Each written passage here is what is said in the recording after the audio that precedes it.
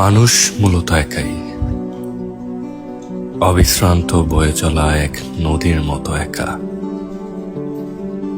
মানুষে মানুষে যতটুকু সম্পর্ক, বন্ধুত্ব, মায়া, ভালোবাসা সবটাই ক্ষণিকের।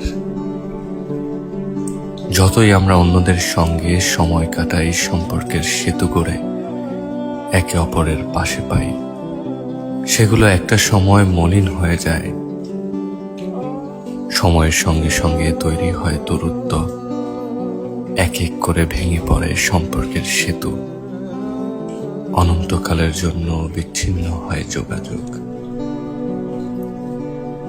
বেলা শেষে মানুষ মূলত একাই।